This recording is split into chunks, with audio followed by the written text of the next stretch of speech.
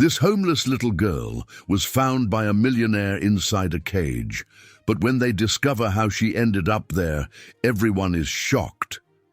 Comment. What you think will happen?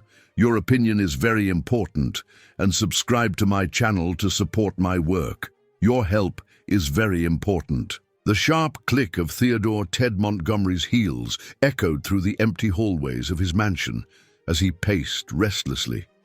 It was another night's sleep eluded him, haunted by nightmares he couldn't decipher. At 42, the most influential businessman in Harmony Creek, a small town in upstate New York, had everything money could buy, but he couldn't find peace. The thunderstorm battering the town that night didn't help. Lightning illuminated his office, decorated with imported furniture, as he watched through the window the vacant lot bordering his property. That's when a sudden movement caught his eye. For a moment, he thought he saw a shadow moving among the trees. Ted grabbed an umbrella and, defying his usual meticulously controlled behavior, decided to investigate. The icy wind of the upstate New York winter stung his face as he crossed the impeccable lawn of his mansion. Something compelled him to move forward, a force he didn't understand. As he approached the vacant lot, his eyes adjusted to the darkness. The area was covered in tall weeds and debris. That's when he heard it, a soft sound almost imperceptible amidst the rain, a sob. Ted followed the sound, his heart beating faster with each step. He pushed aside some bushes and stopped, stunned. There, partially protected from the rain by a makeshift tarp, was a structure that looked like a cage, and inside it, huddled in a corner, a little girl was watching him with frightened eyes. "My God," Ted whispered, dropping the umbrella. The girl couldn't have been more than 6 years old. She was wearing simple, clean clothes, but she was shivering with cold. Without a second thought, he began to examine the structure, looking for a way to open it. "What's your name?" he asked, trying to keep his voice calm as he searched for an opening. "Lily," she replied, her voice as soft as the rustling of leaves in the wind. Ted finally found the padlock securing the makeshift door. "Who did this to you, Lily? Who left you here?" The girl raised a trembling finger and pointed directly at him. "The man who looks like you did." The businessman felt as if he had been punched in the stomach. "What do you mean, looks like me?" "Just like you," Lily replied, her eyes fixed on him. "But he's different. He's nice. He said he'd be back." Ted's hands were shaking as he forced the padlock. His recurring nightmares, that constant feeling that something was missing from his life, all seemed to be connected to this moment. "I'm going to get you out of there, Lily. Everything will be all right," he promised, more to himself than to her. After a few minutes of effort, the padlock gave way. Ted opened the door and reached out to the girl. She hesitated for a moment, but the cold and rain convinced her to accept the help. When Lily came out of the cage, Ted noticed she was holding something against her chest. "What's that?" "It's my treasure," she replied, opening her hands to reveal an old, crumpled photograph. The world seemed to spin around Ted as his eyes focused on the image. It was a black and white photo, faded by time. In it, there were 2 men side by side, absolutely identical. One of them was himself, younger. The other was like looking in a mirror. "Where did you get this?" he asked, his voice failing.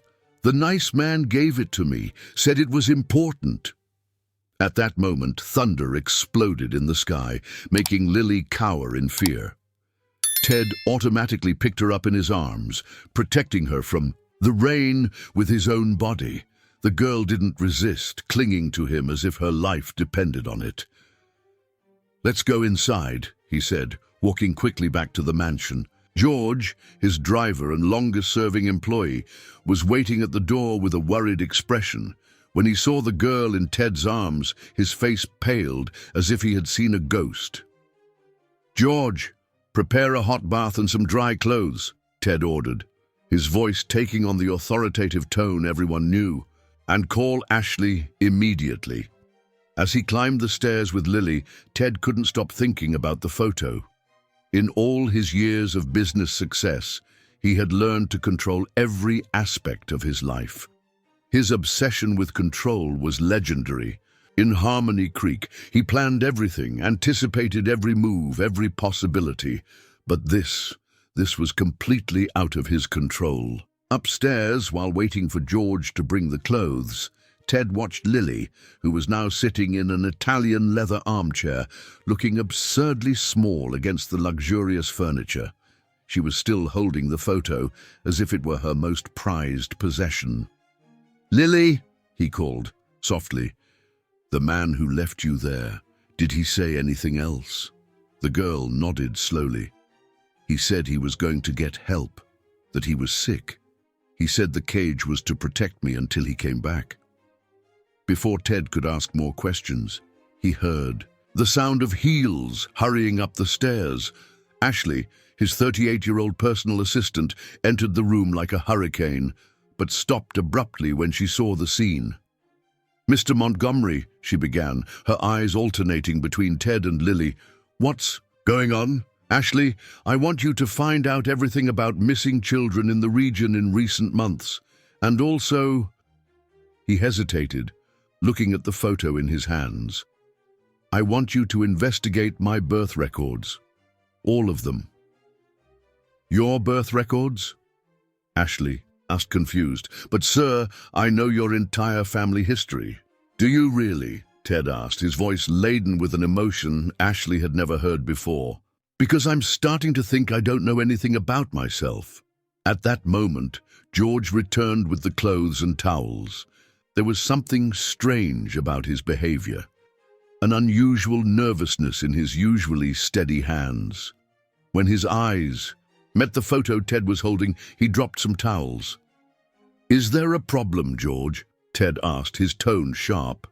"No, sir, none," the driver replied, but his hands were shaking as he picked up the towels. Ted felt his stomach churn.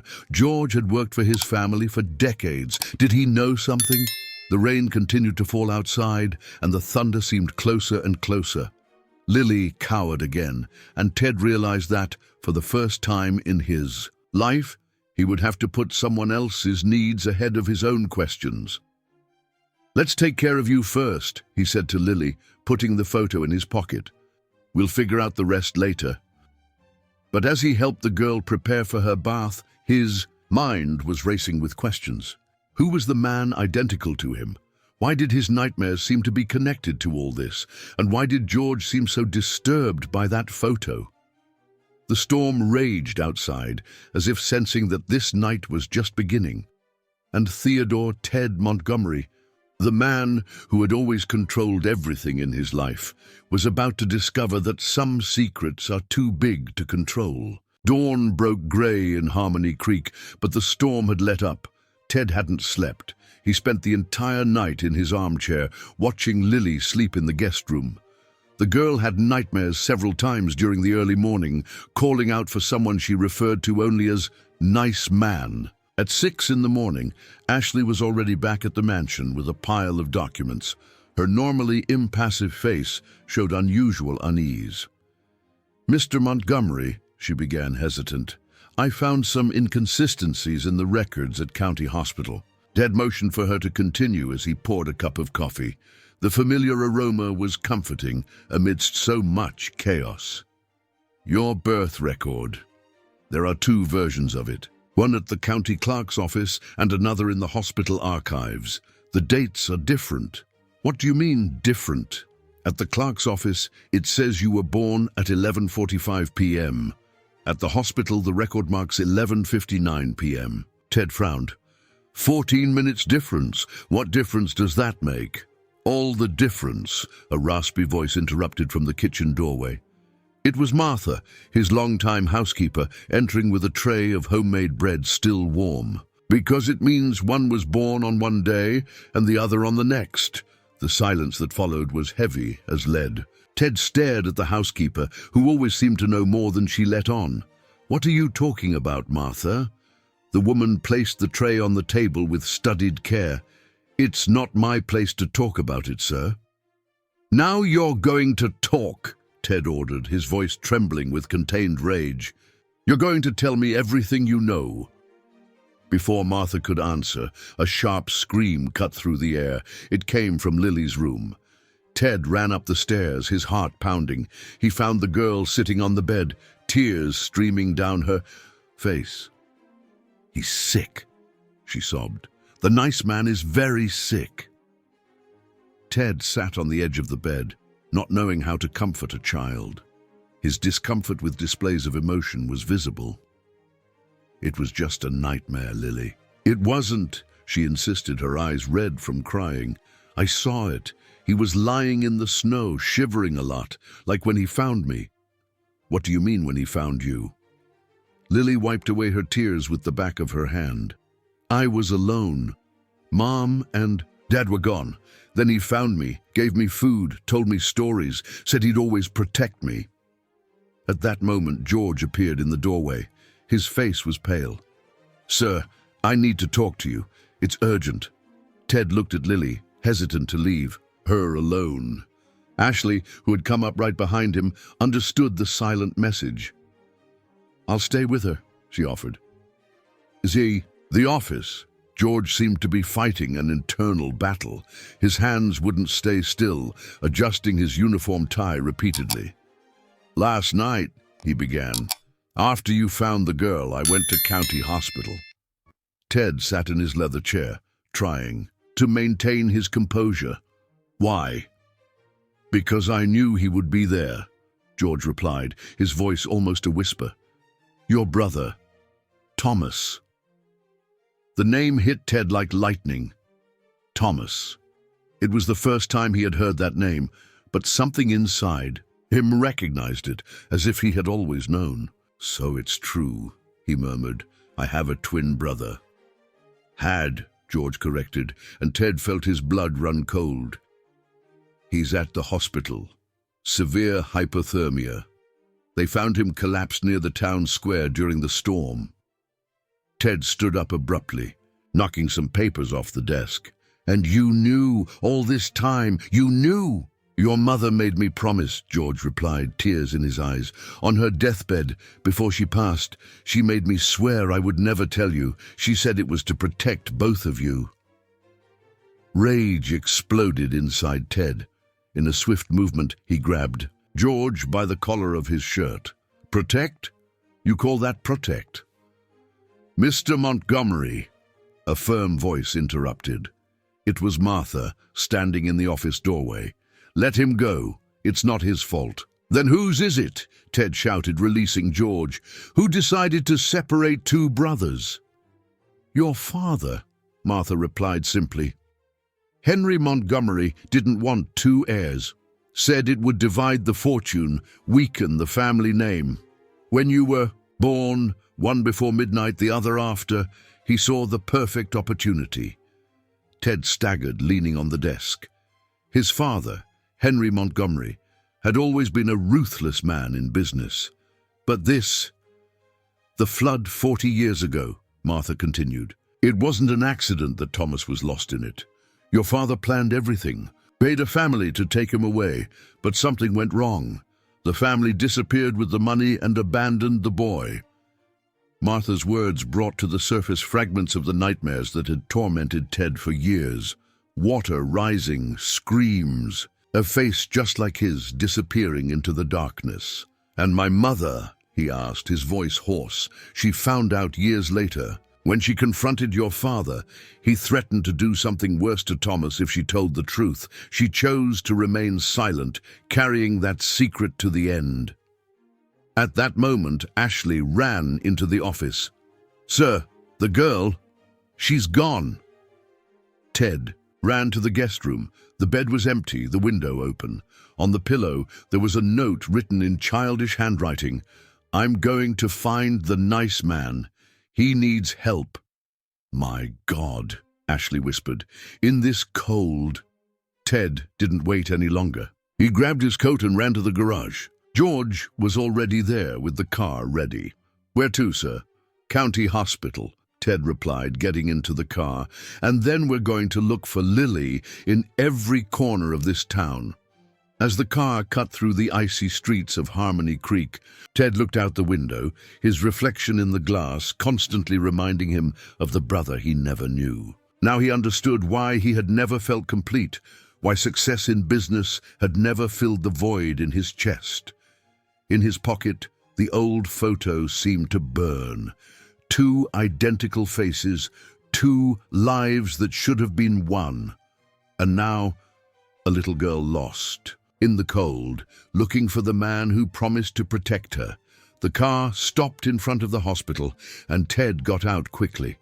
At the front desk, a nurse looked at him twice, confused. "Weren't you just in room 302? Ted felt his heart skip. "A beat, room 302. Where is it?" "Third floor, but—" He didn't wait for her to finish. He ran to the stairs, climbing the steps two at a time. In the hallway on the third floor, a small figure was standing in front of a door. Lily. "How did you get here?" He asked, approaching slowly so as not to scare her. "I knew he was here," she replied simply. "I always know." Ted looked through the window of room 302. In the bed, connected to various machines, was a man identical to him, his brother, Thomas. And next to the bed, holding the patient's hand, was a woman Ted knew very well. Olivia, the doctor in charge of the ward. She looked at the door, her eyes widening as she saw Ted. "Dr. Montgomery," she said, her voice trembling. "There's something I need to tell you about your brother and about my father." Ted felt the weight of the world on his shoulders as he entered room 302. The steady beep of the heart monitors was the only sound that broke the heavy silence. Lily rushed to the side of the bed, her little fingers gently touching Thomas's hand. Olivia stood up, her white coat contrasting with the paleness of her face. At 36, she was known in Harmony Creek for her competence and discretion. Now, for the first time, Ted saw uncertainty in her brown eyes. "My father was Anthony Silver," she began, her voice low but firm. "He was foreman at the Montgomery family's ranch for 30 years. The name hit Ted like a slap in the face. Anthony Silver. The man his father trusted most, who disappeared mysteriously when Ted was 12 years old. "On the night of the flood," Olivia continued, "my father was on duty at the ranch.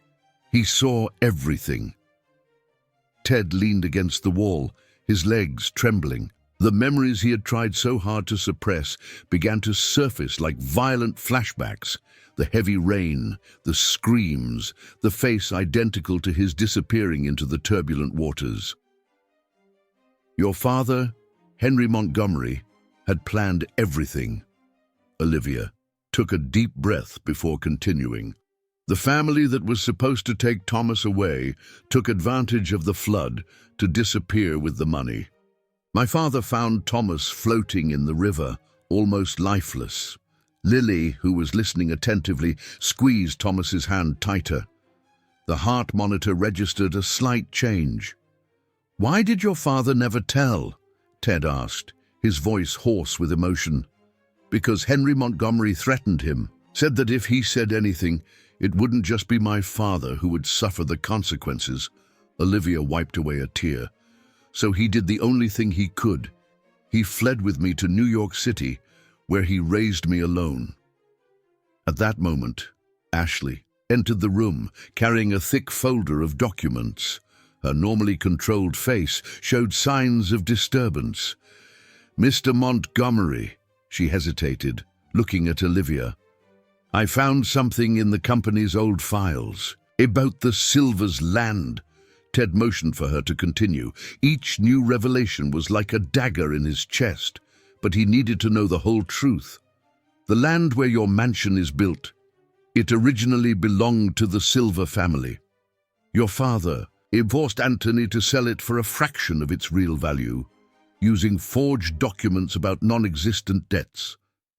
Olivia gave a bitter laugh. "So that's why he always said he would come back to reclaim what was rightfully ours." A low groan came from the bed, Everyone turned to Thomas, who was stirring restlessly. His eyes opened slowly, focusing first on Lily, then on Ted. "Finally," Thomas whispered, his voice weak, "the nightmare is over." Lily jumped for joy, but Ted remained paralyzed. It was surreal to see his own face in a hospital bed, marked by years of suffering and deprivation. "Why did you never look?" For me," Ted asked, his voice betraying the accumulated hurt. "Because I knew who you were all along," Thomas replied, trying to sit up. "I saw your face in the newspapers, followed your rise. Henry Montgomery's perfect son, the ruthless businessman." The words hit Ted like arrows. It was true. He had become exactly what his father wanted, a cold, calculating man, obsessed with control. "But then I found Lily," Thomas continued, stroking the girl's hair. "Abandoned, scared, needing protection, just like I was one day." "Why did you leave her in that cage?" Ted asked, the anger returning. "Because I was sick," Thomas coughed. "The pneumonia was getting worse. I could barely walk. The structure was the safest place I could find, protected from the rain. I was going to come back in a few hours, but..." "He collapsed in the town square," Olivia completed. "If the paramedics hadn't found him, the hypothermia would have been fatal." Thunder shook the hospital windows. The storm was returning. Lily cowered, and instinctively both Ted and Thomas reached out to comfort her. "You're the same," she smiled, holding both of their hands. "Inside, too." At that moment, George rushed into the room. "Mr. Montgomery, something's wrong. Ashley..." But before he could finish, Ashley had already pulled an envelope from the folder and thrown it onto Thomas's bed. "Do you know what this is?" she asked, her voice filled with bitterness. "These are the documents that prove that you two, together, are the true heirs to the Silver's land. And now, finally, I can bring justice for my father." Everyone looked at her, shocked. Ted felt his blood run cold. "Your father?" "James Santos," she replied, raising her chin. "The accountant your father destroyed when he refused to participate in the scheme to falsify the Silver's land documents.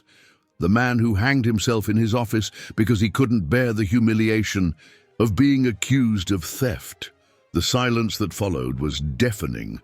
Lily hugged Thomas, frightened by the tension in the air.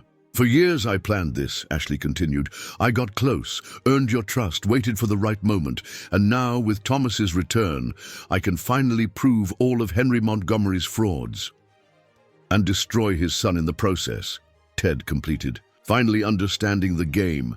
"No!" Lily shouted suddenly, surprising everyone. "The bad man can't win again." "What bad man?" Ashley asked, confused. "The man who hurt my parents," Lily replied, tears streaming down her face. "The man who made them run away and leave me." Thomas and Ted exchanged a look. There was more to this story than any of them imagined. "Lily," Thomas called softly, "I think it's time to tell Ted about your parents." The girl sniffled, wiping her face on the sleeve of her borrowed pajamas. "They had a nice store downtown. Then the bad man came, said they owed him money, made them sign papers. Then the fire..." "Fire?" Ted interrupted, his heart racing. "What fire?" "The fire at the Spring Boutique," Olivia replied, her eyes widening with realization. 3 months ago, everyone thought it was an accident." "It wasn't an accident," a new voice emerged from the doorway. It was Martha carrying a thermos of coffee. "It was Ethan Vargas." Ted felt the ground disappear beneath his feet. Ethan Vargas was his senior partner, the man he trusted most after Ashley. "How do you know this?" he asked the housekeeper. "Because I served coffee at that meeting," Martha replied, her eyes revealing a surprising hardness. "When he arranged with his henchmen how they would make it look like an accident. He didn't know an old housekeeper could understand so much about a dirty business." At that moment, Ted's cell phone vibrated. It was a message from Ethan. "Emergency meeting at the company. Now, problems with investors." Looking at that room full of people whose lives had been destroyed by greed and secrets, Ted made a decision. He would no longer be the son of Henry Montgomery. It was time to be just Ted, the man Lily believed he could be. "Ashley," he called, his voice firm, "I think it's time we did the right thing. All of us." But before anyone could answer, a sound of running footsteps came from the hallway. A nurse entered breathlessly. "Dr. Montgomery, it's Mr. Ethan Vargas. He's downstairs with the police. They say you kidnapped a child." Panic set in room 302. Lily clung tighter to Thomas, who tried to get out of bed but was restrained by Olivia. "No one's going to take you from us," Ted promised the girl, his voice softer than it had ever been. Turning to the others, he ordered, "George, take Lily and Martha out the back of the hospital.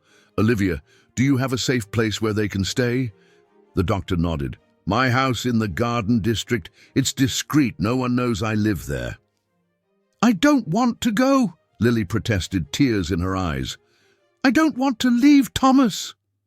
"Princess," Thomas called, his voice weak but determined. "Remember what I taught you about being brave?" The girl sniffled, reciting as if it were a mantra. "Courage is not being afraid.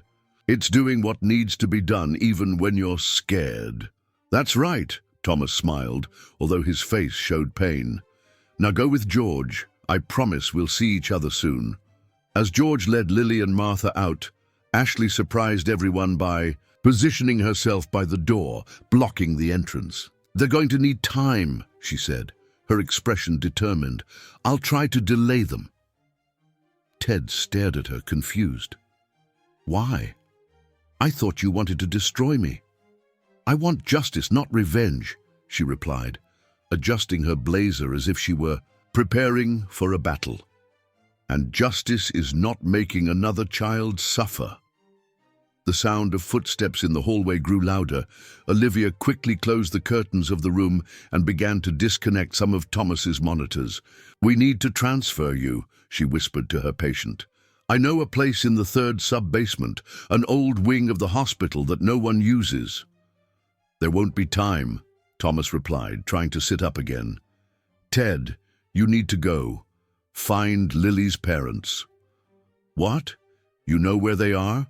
"At the old Silver Ranch," Thomas revealed, his breathing becoming more difficult. "The one your father took. They're hiding in the abandoned house, waiting for a chance to flee the city." At that moment, the door opened violently. Ethan Vargas entered, followed by 2 police officers.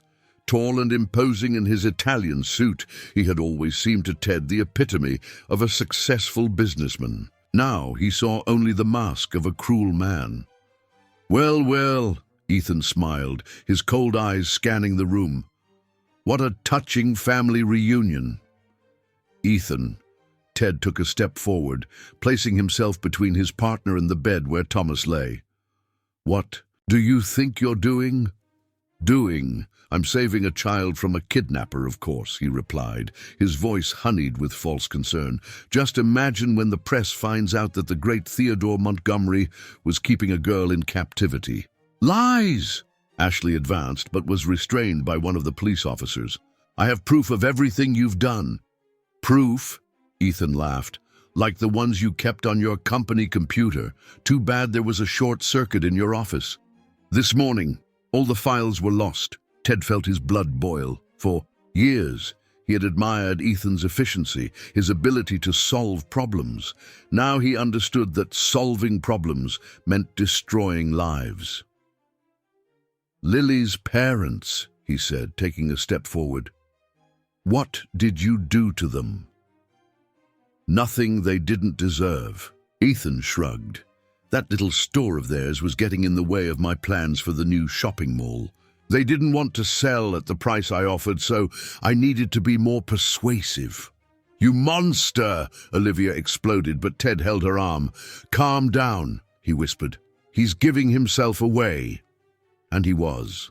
From his lab coat pocket, Olivia discreetly pointed her cell phone at Ethan, recording every word.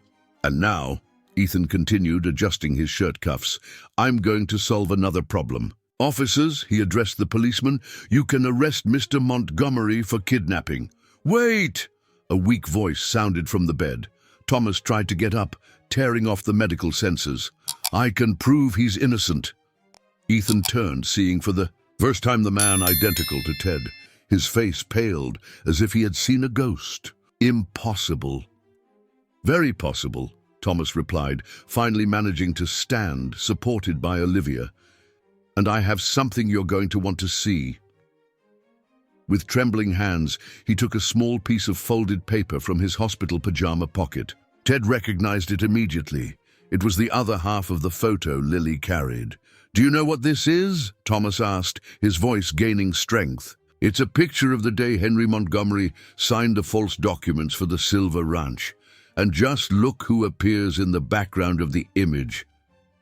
Ethan lunged to try to grab the photo, but Ted was faster.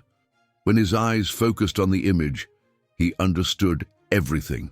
In the background of the old photo, partially hidden in the shadows, was a young Ethan Vargas, watching Henry Montgomery sign the papers that would destroy the lives of the Silvers.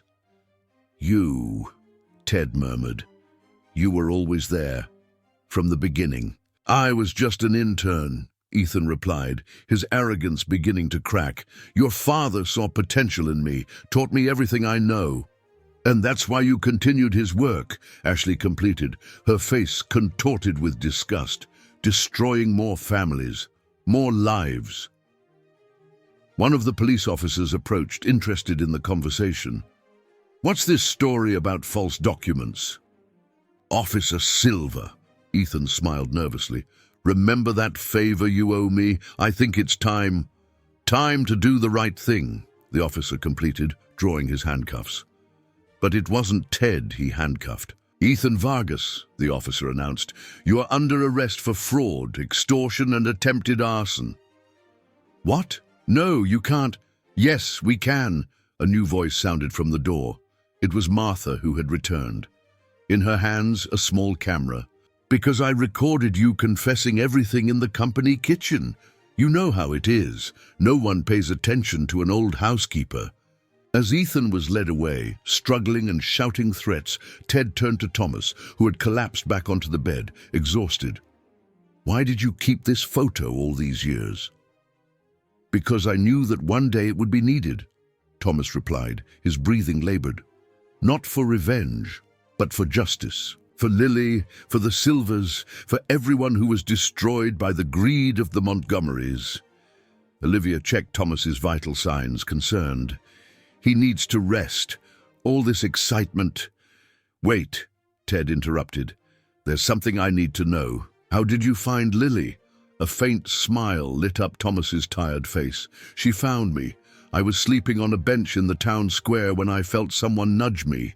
It was her, holding a piece of hard bread, wanting to share it with me. Can you believe it? Right there. I knew I needed to protect her." Silent tears streamed down Ted's face. All his life he had sought control, power, recognition. And his brother, living on the streets, had found something much more valuable: the ability to love and protect. Olivia's cell phone rang, breaking the moment. Her expression changed as she read the message. "It's George," she said, worried. Ethan wasn't bluffing about Ashley's computer. The whole company's in chaos, and there's more. "What is it?" Ted asked, feeling that the day still held more surprises. "Lily's parents," she replied, her voice trembling. "They're no longer at the abandoned house. George went to check. He only found a message. 'We're going to get our daughter. Don't matter the cost.'" The news about Lily's parents landed like a bombshell in the hospital room. Ted ran a hand through his hair, trying to organize his thoughts. Beside him, Thomas was again trying to get out of bed, ignoring Olivia's protests. "I need to find them," Thomas insisted, his voice weak but determined. "They don't know the danger they're in." "You're not going anywhere," Olivia ordered, her professional tone masking her concern. "Your temperature is still unstable." At that moment, Martha approached the window, watching the town that was beginning to prepare for another cold night. The lights of Harmony Creek twinkled in the distance, Like earthly stars. There's something you need to know, the woman said, her voice laden with weight. About Lily's parents, about who they really are. All eyes turned to the housekeeper. Ashley, who was organizing the saved documents in her folder, stopped to listen. Robert and Claire Edwards, Martha began, weren't just store owners. They were university professors, researchers. They were developing a revitalization project for the historic downtown of Harmony Creek. And that affected Ethan's plans for the mall, Ted completed, the pieces falling into place in his mind. Not only that, Martha continued, they discovered old documents during their research. Documents that proved that several properties downtown, including where Ethan wanted to build the mall, originally belonged to Native American families in the area. A heavy silence fell over the room. Outside, thunder announced another storm approaching. That's why Ethan wanted that store so badly, Ashley murmured. It wasn't just about the land. It was to destroy the evidence. But he didn't get everything, Thomas said, his voice gaining a thread of strength. Robert entrusted part of the documents to me when he realized he was being threatened. They're hidden in a place that only Lily knows. What do you mean? Ted asked. It's a kind of game we created, Thomas explained, a faint smile lighting up his pale face. I turned it into a children's story with clues that only make sense to her. It was our way of keeping her distracted on cold nights when we had nowhere to go. Olivia, who was checking Thomas's vital signs, frowned. That's why she always speaks in codes and stories. Yes, Thomas confirmed. Each important place has a special name. Each document is hidden in an enchanted treasure, as she says. Ted's cell phone vibrated. It was a message from George. Strange movement at the old textile mill. 2 people asking about the girl. The mill, Ted murmured, an old memory surfacing in his mind. Martha, didn't you used to work there before you came to our house? The woman nodded, her eyes shining with contained tears. 40 years preparing cotton. I saw that place born and die. Your father bought the mill just to close it, you know. Said it was competition for his business. And now it's going to be demolished to make way for Ethan's shopping mall, Ashley added, consulting some papers. Construction starts in a week. Thomas tried to get up again, this time managing to sit on the edge of the bed.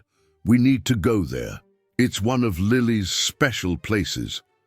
You're not going anywhere, Olivia insisted, but her tone was softer. But we can bring Lily here. She can guide us. No, Ted interrupted. It's too dangerous. If her parents are really there... They are. A child's voice sounded from the doorway. It was Lily, who had somehow escaped and returned to the hospital. Daddy always said the mill was magical, that it kept good secrets. Ted knelt in front of the girl. Lily, it's dangerous for you to be here. How did you get back? Through the garden door, she replied simply. The cleaning lady knows me. She was also friends with the nice man. Thomas laughed weakly. She always does this. Finds friends everywhere. Like you. Lily smiled at him, running to hug him. As he watched the scene, Ted felt something strange in his chest. It was as if a knot he had carried for years was slowly beginning to unravel. Seeing his brother, so different from him even though they were identical, demonstrate so much love and affection, made his heart ache in a new way. Lily, Martha called softly, do you remember the stories Thomas used to tell you about the mill?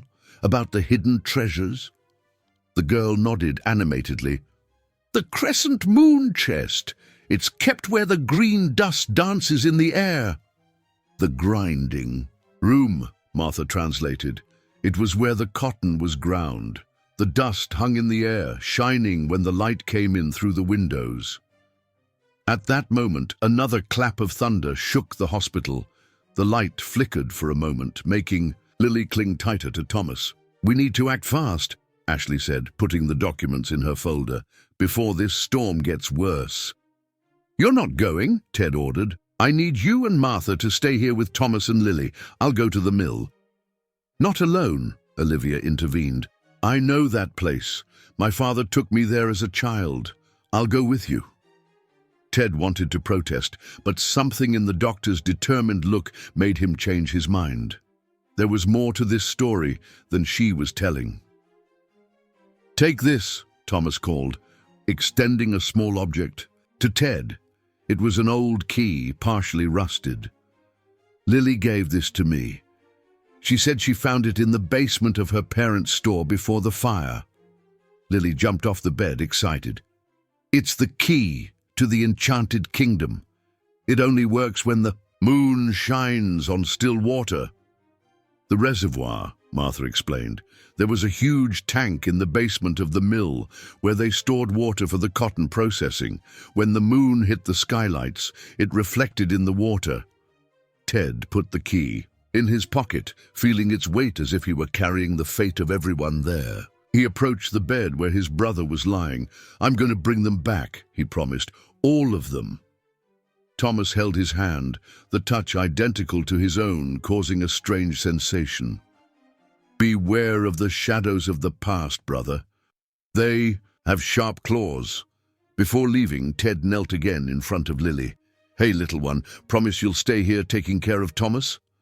The girl nodded, but her clever eyes said something else. "I promise, but you have to promise you'll bring my mom and dad back." "I promise," Ted replied, feeling the weight of that word. As he and Olivia were leaving the room, Lily's voice reached them one last time. "And watch out for the man in the black hat. He likes to play hide-and-seek with people." Ted and Olivia exchanged a worried look. The girl's words sounded like a dark omen. In the hallway, as they walked quickly to the exit, Olivia finally spoke what she had been keeping. "There's one more thing you need to know, about the key that Lily found. My father told me a story before. He passed. About a secret vault in the mill, a place where your father kept documents that no one could see, and you think this is the key." "I don't know," she replied, her voice trembling slightly. "But whatever we find there, we need to be prepared, because I'm sure we're not the only ones looking." When they left the hospital, the storm had already begun. Thick raindrops lashed the city as if the sky were crying for all the secrets that Harmony Creek kept. In the distance, the old textile mill rose against the dark horizon, its broken windows looking like empty eyes watching the town. And somewhere inside that abandoned structure, Lily's parents were waiting, along with truths that could forever change the destiny of all. The rain fell mercilessly as Ted's car snaked through the dark streets of Harmony Creek. Olivia kept her eyes fixed on the old mill approaching, its imposing silhouette outlined by occasional lightning. "My father used to say that that place held more stories than all the libraries in the city," she murmured, breaking the tense silence. Ted gripped the steering wheel tighter. The key in his pocket seemed to burn, as if it were alive. "Why did you never tell me about your father, about what you knew?" Olivia sighed, her fingers playing nervously with the cord of the lab coat she was still wearing. "Out of fear, I think. When you arrived in Harmony Creek 5 years ago to take over the business, I was already the chief physician at the hospital. I saw your name in the newspapers, your picture, just like the man my father described in his nightmares." A particularly strong lightning bolt illuminated the street, revealing a solitary figure walking hurried under the rain. It was George, who made a discreet signal indicating the back of the mill. Ted parked the car in a dark alley, protected by an old marquee. Before getting out, Olivia held his arm. "There's one thing you need to know," she said, her voice trembling slightly.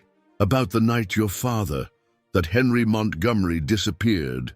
Ted's body tensed. That night, 15 years ago, when his father simply disappeared, leaving only a letter saying that he had left forever. "My father was there," Olivia continued, "at the mill. Henry had called him for a last conversation." "Why?" Because your father was sick, terminal. He wanted to confess his sins before he passed. The revelation hit Ted like a punch. His father, the man he had always seen as a monster of coldness and calculation, seeking redemption in his final moments. George approached the car, soaked. The girl's parents are in there. I saw them entering through the back door half an hour ago. Alone? Ted asked.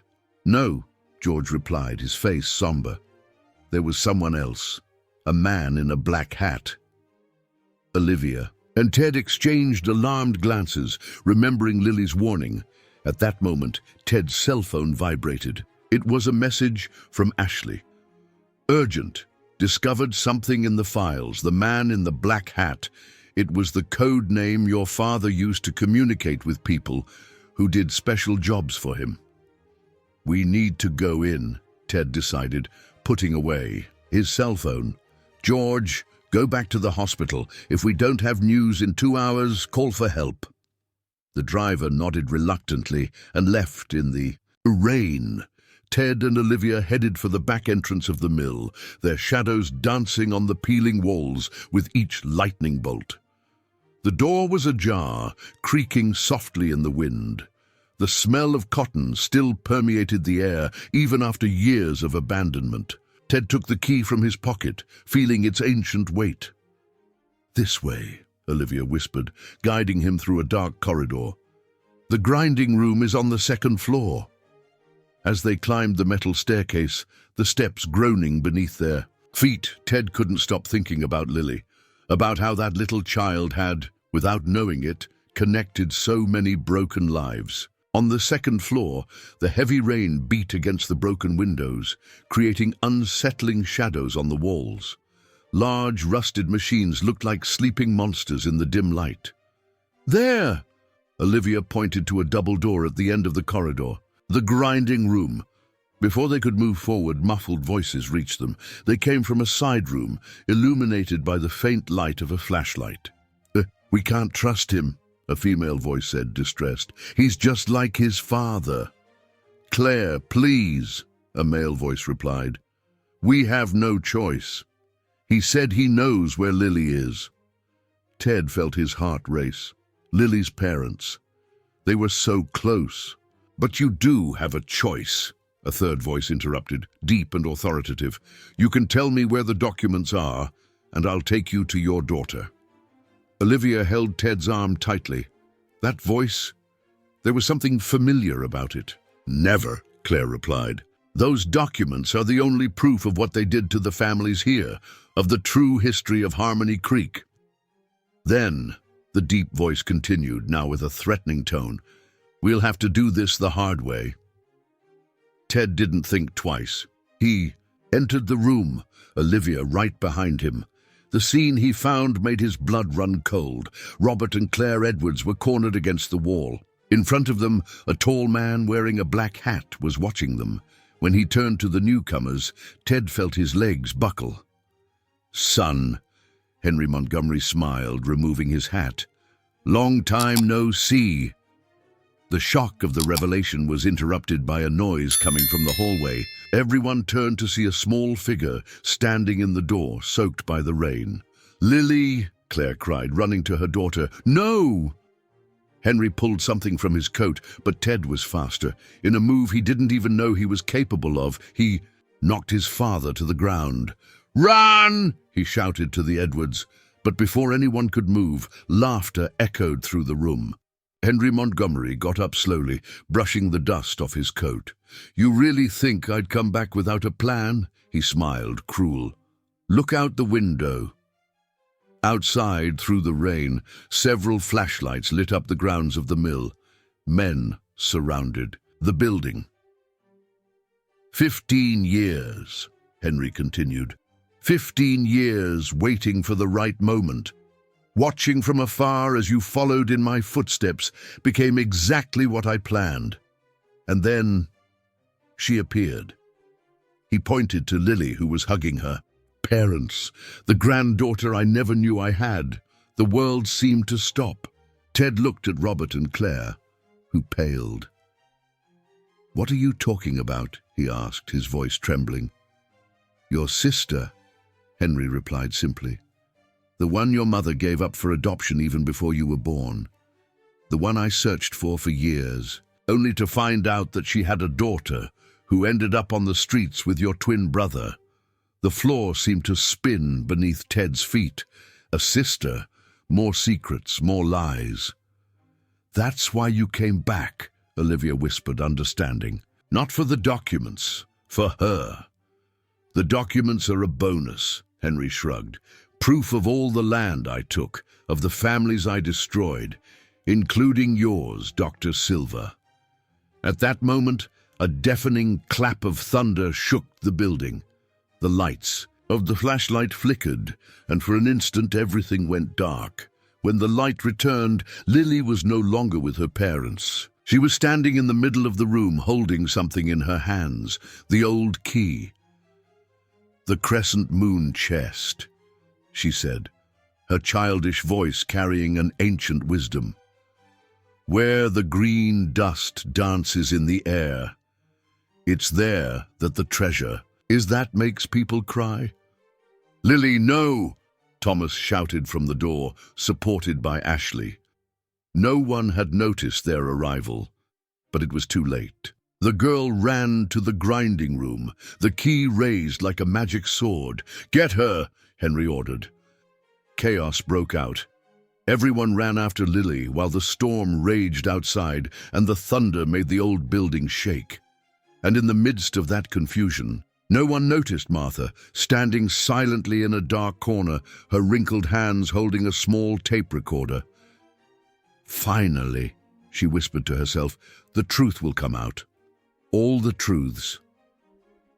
The grinding room of the old mill was a labyrinth of rusted machines and abandoned conveyor belts. Rain poured in through the broken skylights, turning the cotton dust accumulated over decades into a greenish mist that danced in the air. Lily's footsteps echoed as she ran between the equipment, the old key firmly clutched in her small hands. Lily, wait! Claire cried, trying to follow her daughter, but Robert held her back. Look, he pointed to the floor.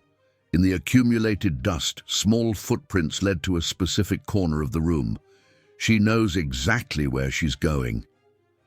Ted watched the scene, his heart racing. Beside him, Thomas breathed with difficulty. Still, weak from illness, supported by Ashley. She always knew, Thomas murmured. From the first day I found her, she talked about this place as if she'd been here before. And she has. Henry Montgomery's voice cut through the air like a knife. He advanced slowly through the room, his black hat dripping rainwater. Her mother brought her here when she was just a baby, before disappearing. Our sister, Teddy. And Thomas spoke at the same time, the synchronicity of their identical voices echoing eerily in the empty space. Sophia, Henry completed, a flicker of something like regret crossing his aged face. Your mother called her Sophia before giving her up for adoption. I never knew, until she came back years later, pregnant and desperate. Why did she come back? Olivia asked, her eyes alternating between Henry and the shadows where Lily had disappeared. For the documents, Martha replied, emerging from the shadows like a ghost. In her hands, in addition to the tape recorder, was an old photo album. Sophia discovered the truth about her past, about her family, about the land. A particularly loud clap of thunder shook the building, causing dust and pieces of plaster to fall from the ceiling. In the middle of the greenish mist, Lily reappeared, standing before an apparently solid wall. The Rainbow Vault, she announced, her childish voice carrying an impossible maturity. It's here that the treasure cries when the moon kisses the still water. As if responding to her words, lightning illuminated the room through the broken skylights. The reflection of the light on the water accumulated on the floor created a dancing pattern on the wall, revealing an almost invisible metallic outline. Impossible, Henry murmured, taking a step forward. That vault was sealed decades ago. Nothing is impossible for someone with the right key, Martha replied, opening the photo album. Sophia knew that. That's why she left clues for her daughter, hidden in the stories that Robert and Claire told her. Ted approached the album that Martha was holding. The yellowed photos showed a young woman strikingly similar to his mother, holding a baby in her arms. In the background, the old mill still in operation. She worked here for a month, Martha continued, under a false name, discovered all the secrets that your father kept. And then I found her. Henry interrupted, his voice laden with an emotion that no one had ever heard in him. My own daughter, investigating my business, threatening to expose everything. I couldn't allow it. What did you do? Ted asked, fearing the answer. Before Henry could answer, a metallic click echoed through the room. Everyone turned to see Lily, who had just fitted the old key into a nearly invisible lock in the wall. No! Henry advanced, but Thomas, even weak, managed to intercept him. The wall began to move, revealing a secret compartment. Inside it, dozens of old folders, yellowed documents, and a sealed envelope with the name "To my daughter" handwritten on it.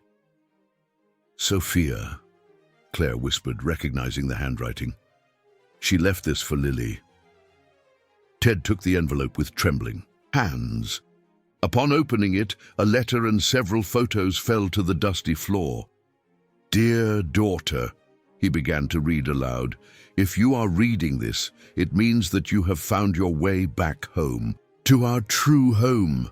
Henry Montgomery had stopped fighting against Thomas. His face was pale, as if he were seeing a ghost. The documents in this vault, the letter continued, prove that the lands where this mill was built, where the Montgomery empire grew, originally belonged to 12 Native American families and small farmers. Families who were expelled, deceived, destroyed. Among them the Silvers. Olivia let out a stifled sob. Her father had died trying to prove exactly that. But there's more, Ted continued reading, his voice trembling. Henry Montgomery is not just a man who stole land.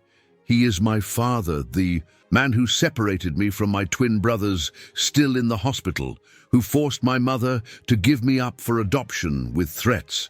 The man who, years later, when I confronted him with the truth, offered me money to disappear. Sophia, Henry murmured, falling to his knees on the wet floor. My daughter. But I didn't disappear, the letter continued. Instead, I left this evidence here, protected by a secret that only an innocent child could decipher. My daughter, you are the key. You are the living proof that love is stronger than greed. Lily approached Ted, her eyes shining with tears. Mom used to talk about you, she said softly. In the stories she told before the fire. Sophia didn't die in the fire, Claire revealed, embracing her daughter. She contacted us months before, knowing she was sick, asked us to take care of Lily, to protect her, to make sure that one day she found her way here. And she found it. Thomas smiled weakly. Through me. Fate has a strange sense of humor. At that moment, Martha took a step forward, the tape recorder in her hands playing a voice that made everyone freeze. I, Henry Montgomery, confess that I forged documents, threatened families, separated brothers, all for power, and my greatest victim was my own daughter, Sophia. When? Henry asked, looking at the housekeeper with a mixture of anger and admiration. The night you disappeared, she replied. You were drunk, repentant, wanting to clear your conscience. Before fleeing, I just kept your words.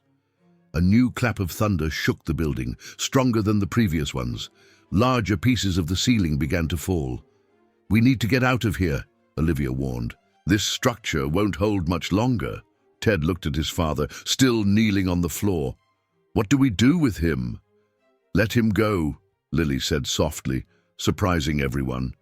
The man in the black hat isn't scary anymore. He's crying. And he was. For the first time in his life, Ted saw his father cry. Silent tears streamed down Henry Montgomery's aged face, mixing with the rainwater that continued to fall through the broken skylights.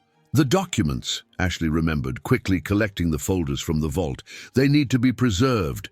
As everyone hurried to leave the building that threatened to collapse, Ted felt a small hand hold his. It was Lily. "Now you also have a story to tell," she smiled. "A story about 3 siblings who got lost and found each other again." Ted squeezed his niece's hand gently, realizing that for the first time in his life, he felt no need to control the situation. Sometimes, he thought, the best stories are the ones that find us, not the ones we plan. Outside, the storm began to subside, and in the sky above Harmony Creek, a rainbow began to form, as if nature itself were celebrating the secrets finally revealed. Dawn arrived in Harmony Creek, bringing a peculiar silence after the storm of the previous night. At the Montgomery mansion, now occupied by more people than ever before, the smell of coffee, freshly brewed by Martha, mixed with the aroma of homemade bread. Ted watched from his office window the garden where, just a few days ago, he had found Lily. How could his life have changed so much in so little time? On the desk in front of him, piles of documents rescued from the mill awaited analysis. Each page revealed a new layer of the web of lies woven by his father over decades. "You need to see this." Ashley entered quickly, carrying more papers. Her dark circles revealed that, like everyone else, she had not slept. "What is it?" "I found records of bank transfers. Your father, he never stopped looking for Sophia, hired private detectives, investigators." "Out of remorse or out of fear?" Ted asked, more to himself than to Ashley. "Maybe both," Olivia replied from the door. She had traded her lab coat for casual clothes, but maintained her professional air. "I just examined Thomas.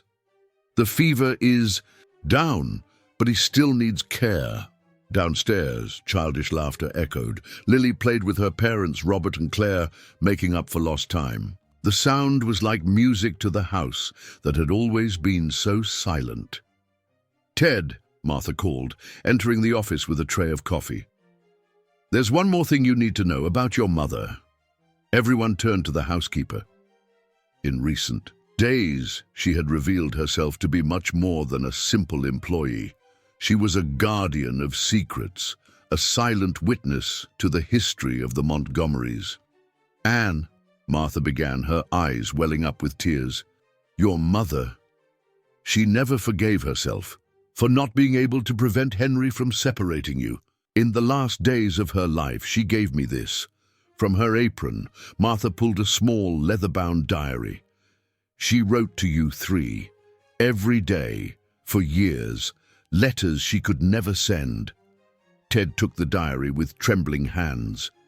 The yellowed pages were filled with his mother's delicate handwriting. "My sons," he began to read aloud. "Today, Ted closed his first important deal. I saw it in the newspapers. He has the same determined look that Thomas had as a child, and the same stubbornness. Sophia, she was watching us," a weak voice said from the door. It was Thomas, leaning on an improvised cane. "From afar, but she never abandoned us." At that moment, George entered the office quickly. "Sirs, there's something you need to see. On television." Everyone went to the living room, where the local news was showing live images of downtown Harmony Creek. A crowd gathered in front of the old mill. After historical documents were found, the reporter narrated, dozens of traditional families in the region are claiming lands that were allegedly taken illegally in recent decades. Among them, descendants of the original Native American families in the region. "It started," Ashley murmured. "The truth is coming out." Lily, who was playing on the carpet with her parents, stood up and walked to Ted, holding his hand. "The treasure that makes people cry," she said softly. "That's what Mom Sophia wanted everyone to see." Claire hugged her daughter from behind, her eyes welling up. "Sophia always said that the truth was like water. It could be contained for a while, but it always found a way." "And now?" Robert asked, looking at Ted. "What are you going to do?" Before Ted could answer, His phone rang. It was the number of the prison where Ethan was being held. "Mr. Montgomery," the lawyer's voice sounded tense on the other end. "Ethan wants to make a deal. He has information about your sister, about her last days." The silence that followed was heavy. Ted looked at Thomas, who nodded slightly. "No," Ted replied firmly. "We're not going to make any deals. No more secrets, no more manipulations. It's time to let the truth flow, no matter how much it hurts." Hanging up the phone, he turned to everyone in the room. "I'm going to give everything back," he announced. "Every piece of land, every property that my father took illegally. I'm going to use the Montgomery fortune to do what's right." "You're going to lose everything," Ashley warned, but her tone was more of admiration than of concern. "No," Lily interrupted, her childish voice carrying that inexplicable wisdom. "He's going to gain a family." As if responding to the girl's words, the doorbell of the mansion rang. George went to answer and returned with a troubled expression. "Sir, it's your father." Henry Montgomery entered the room, without the black hat, looking smaller and older than the night before. In his hands, he carried an old folder. "Son," he began, but stopped when he saw all the people gathered. His eyes fixed on Lily for a long moment. "What do you want?" Ted asked, placing himself protectively in front of his niece. "To deliver this," Henry replied, extending the folder. "These are the original deeds, all of them, and this." From inside his coat, he took out an old photo. In it, a young Sophia smiled, pregnant, next to a man Ted didn't recognize. Lily's father, Henry explained. He was a university professor too. He was helping Sophia investigate the history of the land when I separated them. "How?" Claire asked, her voice trembling. "I threatened to expose irregularities at the university where he worked. Irregularities that I myself forged. He fled abroad, and Sophia never forgave me." Tears streamed down Henry's aged face. "I'm not asking for forgiveness," he continued. "I just want the truth to be known. All of it." Lily let go of Ted's hand and walked to Henry. For a moment, everyone held their breath. "The man in the black hat is tired," she said simply, taking the photo from his hands. "Now he can rest." At that moment, something changed in the air of the room. It was as if an invisible weight had been lifted, as if decades of secrets and hurts were finally beginning to dissipate. "There's something we can do," Olivia suggested softly. "The lantern festival is coming up. We can use the occasion to tell the true story of Harmony Creek, to honor all the families who lost their lands, their stories, and to celebrate those that were found," Thomas completed, smiling at Lily. Ted looked out the window, where the sun was finally breaking through the storm clouds. On the street, more people were gathering, carrying signs, sharing stories. The truth, as Sophia had predicted, was finding its way.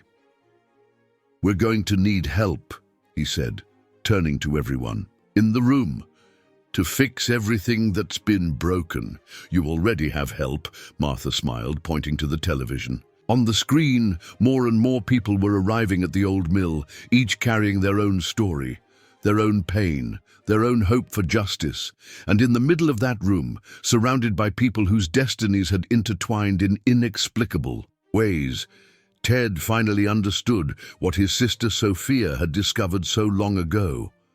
That true wealth lies not in what we possess, but in the stories we choose to tell and the lives we choose to touch. The Lantern Festival was just 3 days away, and Harmony Creek was buzzing with a different energy. The news about the documents found at the old mill had spread like wildfire, bringing to the surface stories long buried in the town's past. At the Montgomery mansion, now transformed into a kind of makeshift headquarters, Ashley coordinated a team of volunteers who organized the documents and received the families who came to tell their stories. 3 more cases confirmed, she informed Ted, who was reviewing papers in his office.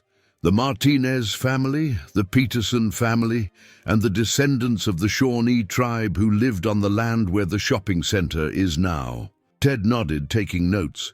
Beside him, Thomas, still using a cane but now stronger, examined old maps of the region. "Take a look at this," Thomas pointed to a yellowed marking. "The Silverland wasn't just where the mill is. It extended to where the mansion is now," Olivia completed, entering the office. "My father tried to prove that for years."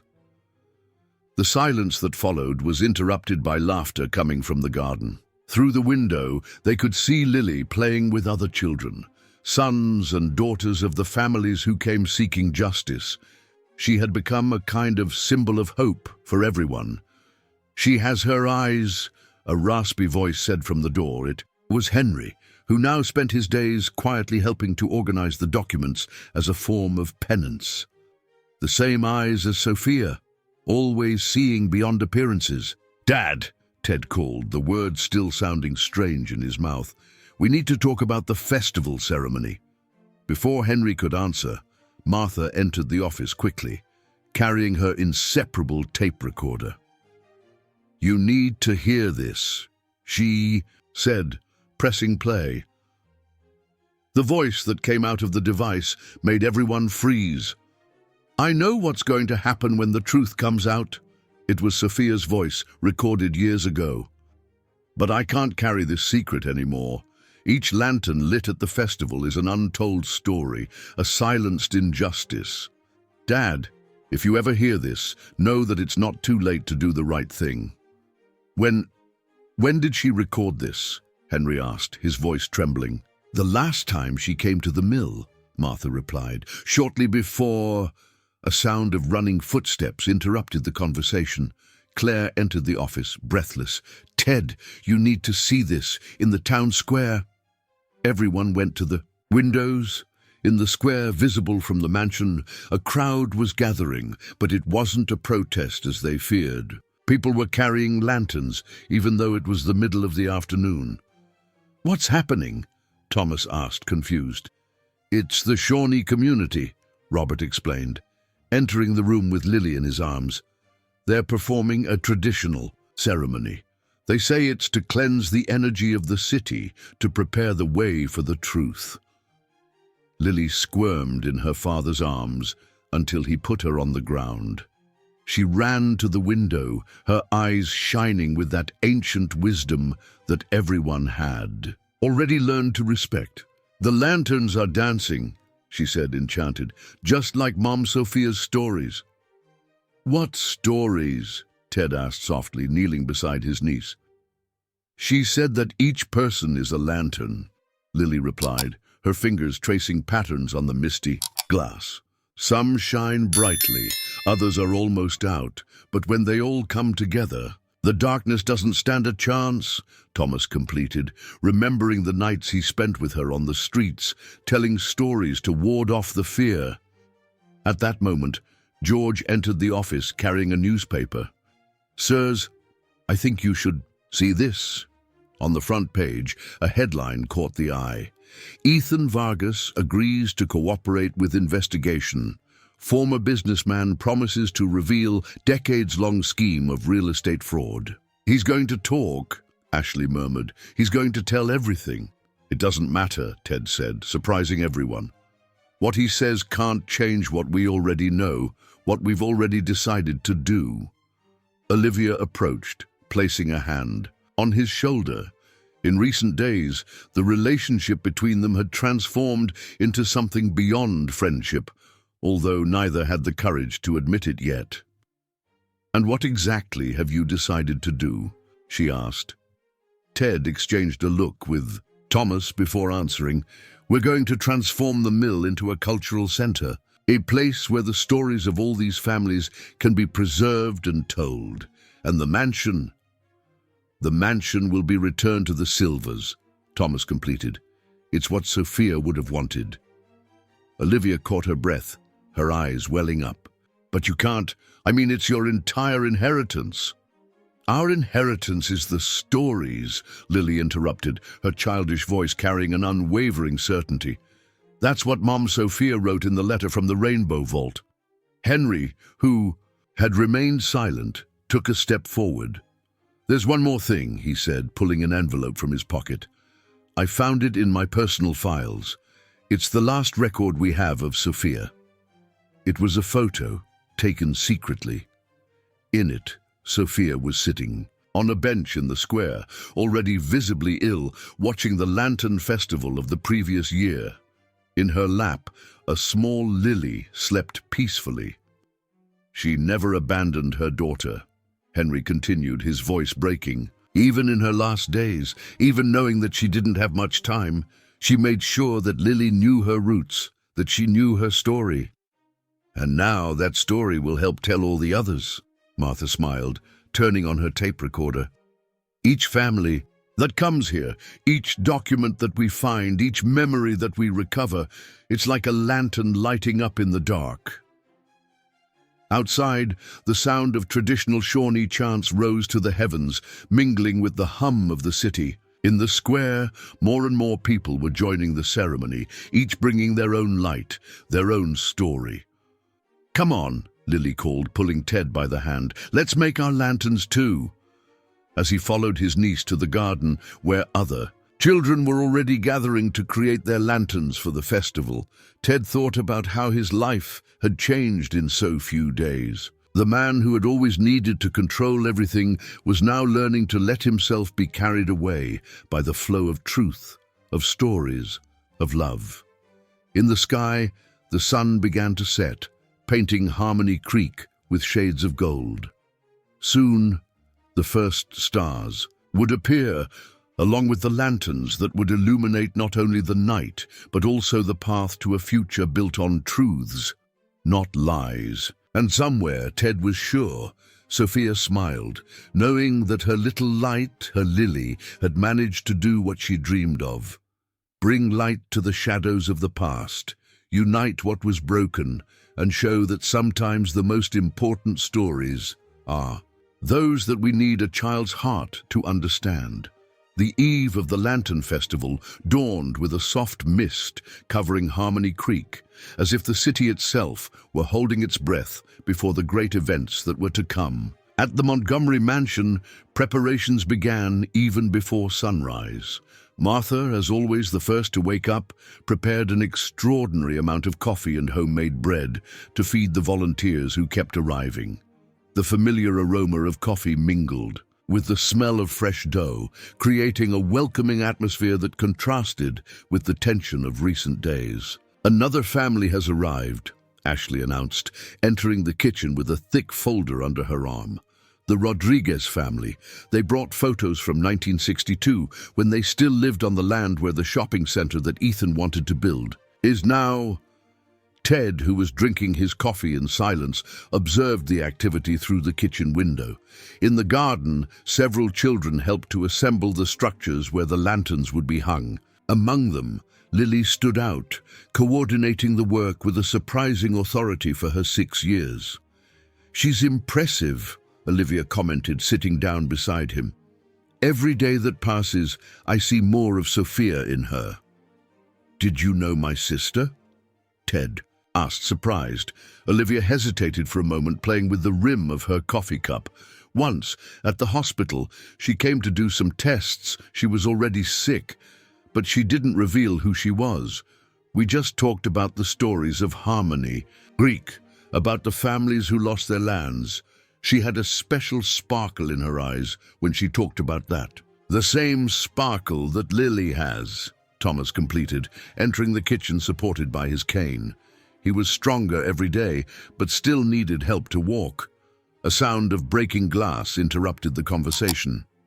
In the living room, Henry had knocked over a picture frame.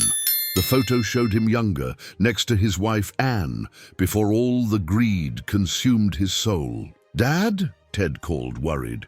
"She knew," Henry murmured, his eyes fixed on the image. Anne always knew that one day the truth would come out. That's why she kept all those letters, all those records. And that's why she chose Martha as guardian. A child's voice completed. It was Lily who had quietly entered the room. Grandma Anne knew she had a bird heart. Everyone looked at the girl, intrigued. "Bird heart?" Thomas asked softly. "Yes," Lily smiled, approaching the broken picture frame. "Small, but that flies high and sees everything from above. That's what Mom Sophia told me." Martha, who was watching the scene from the kitchen doorway, wiped away a discreet tear. "Your mother was right, little one," the woman said. "Anne chose me because I had nothing to lose. When you have nothing, you have everything to give."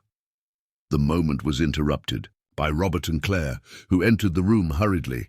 "You need to see this," Claire said, turning on the television. On the local news, the reporter was in front of the police station. "Ethan Vargas has just made a bombshell revelation. According to him, the story of the Montgomerys and the lands of Harmony Creek has an even deeper connection with the Native American families in the region. Newly discovered documents suggest that—" Ted turned off the TV abruptly. "No!" he said firmly. "We're not going to let Ethan turn this into another one of his games. The truth is going to be told the right way by the right people." "And how are we going to do that?" Ashley asked. It was Lily who answered, surprising everyone again, with the magic lanterns. "The lanterns of the festival are special," Martha explained, seeing the confusion on the adults' faces.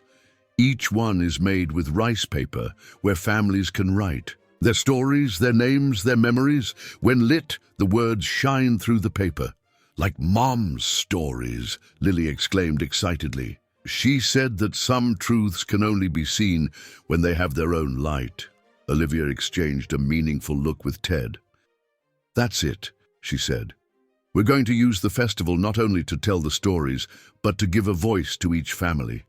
Each lantern will be a testimony."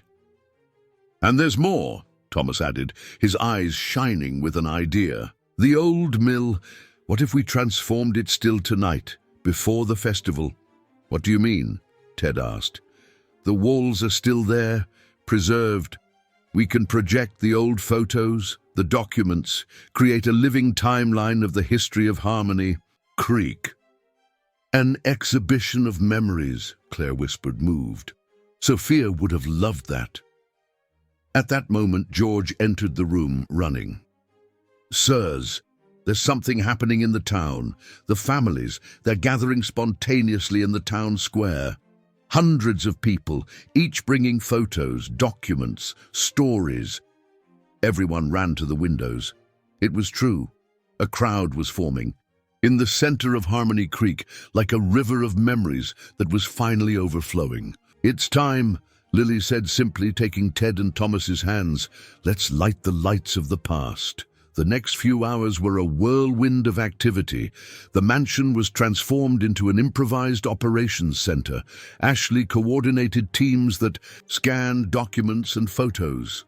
Olivia organized the stories into a coherent narrative. Martha oversaw the making of the special lanterns.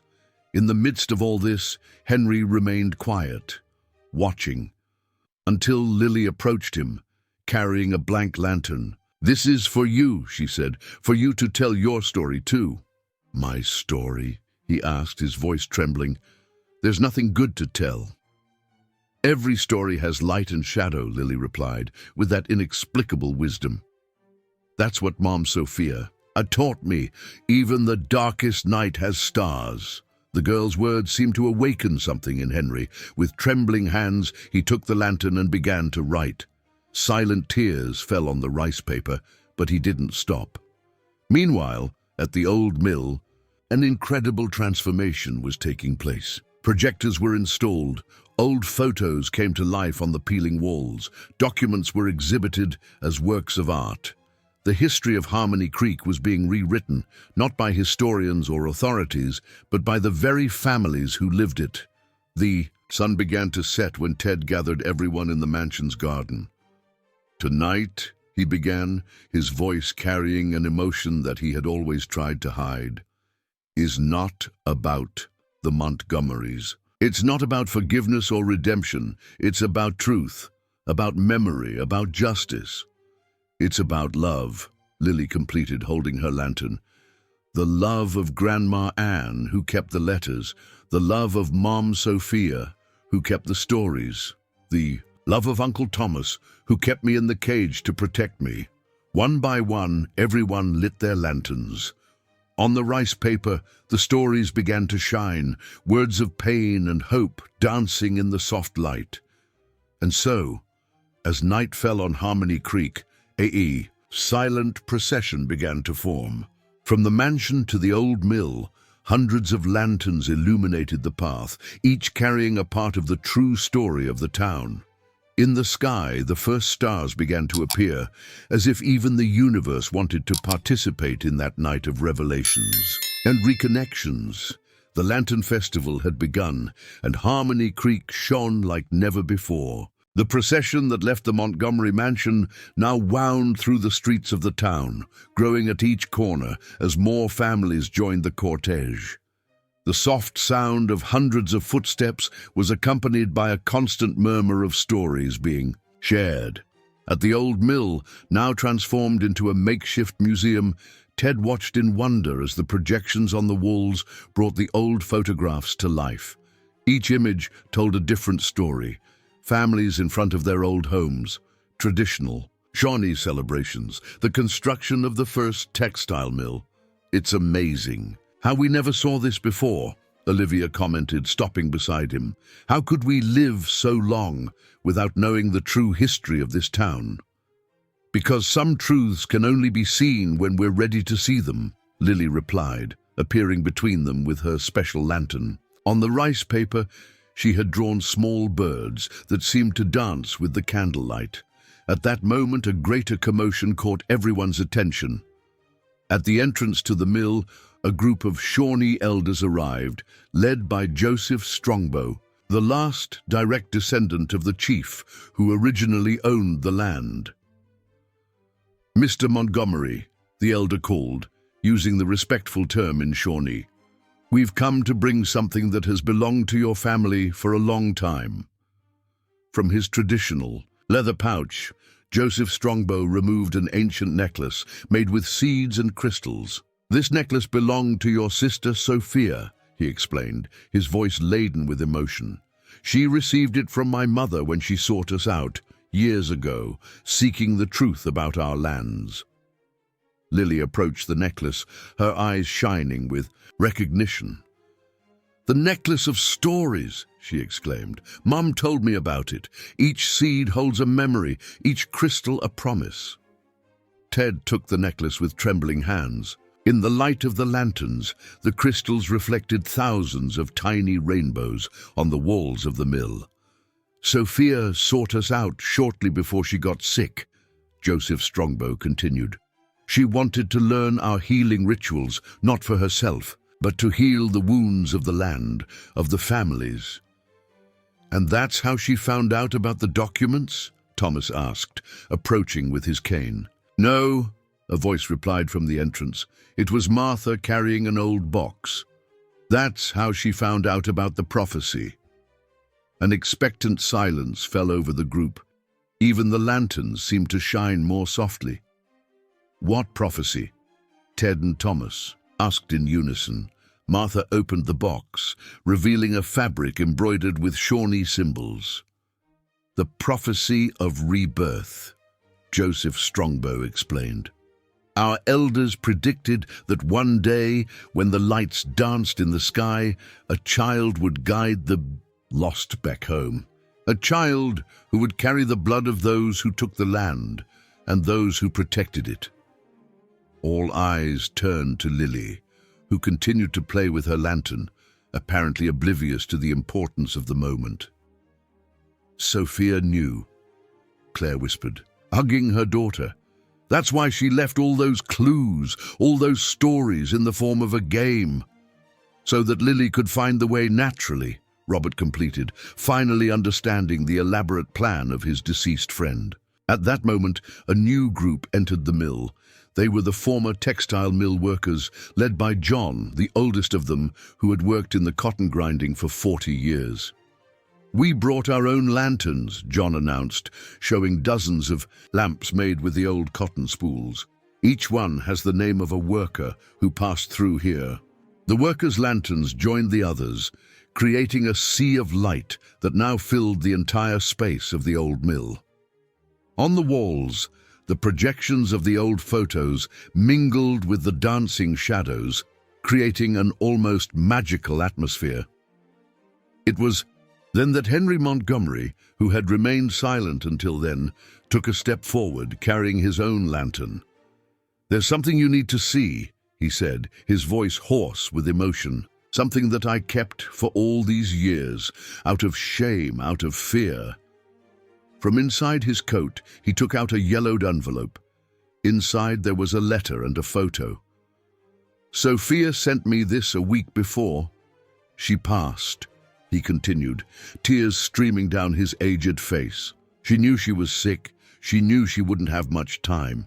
But instead of accusing me, of condemning me, she forgave you," Lily completed simply, taking the letter from her grandfather's trembling hands. "Because she knew that forgiveness is the strongest light of all." In the photo, Sophia smiled in front of the old mill, her pregnant belly visible under a simple dress. Beside her, a Shawnee woman, Joseph Strongbow's mother, placed the crystal necklace around her neck. "That day," Joseph Strongbow explained, "Sophia became part of our tribe, not by blood, but by heart. And through her, all of you are also part of us now." A murmur of emotion ran through the crowd that now packed the mill. Ashley, who was documenting everything, could barely contain her own tears as she photographed. "That's why this place needs to live," Ted announced, his voice echoing through the space. "Not as a mill, not as a museum, but as a center of living memory. A place where all the stories can be told, where all the wounds can be healed. A meeting place," Thomas completed, "between the past and the future, between those who lost and those who found, between those who hurt and those who forgave." At that moment, Lily released her lantern, which began to float gently in the air, carried by a warm current of air.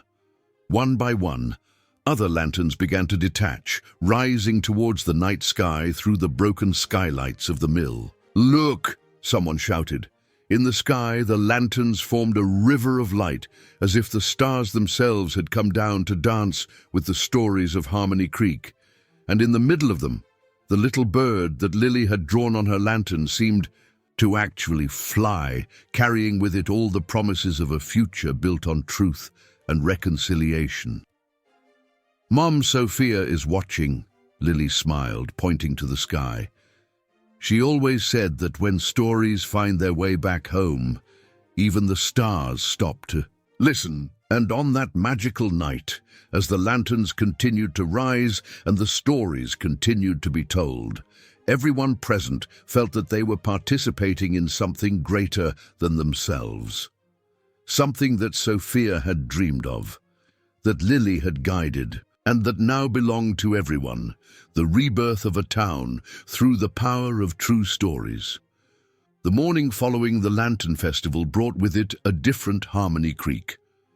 The sun rose over a city transformed not only by the light of the lanterns that still floated in the sky, but by the truth that now ran freely through its streets like a river that had been dammed for too long. At the old mill, now illuminated by the soft morning light that streamed through the skylights, dozens of people still remained, sharing stories, documents, and memories. Ted watched everything from the entrance, when Ashley approached with a newspaper in her hands. "It's in all the newspapers in the region," she said, showing the headlines. "The story of Harmony Creek, the families, the documents, everything is coming out." But there was something in her tone of voice that alerted Ted. "What else?"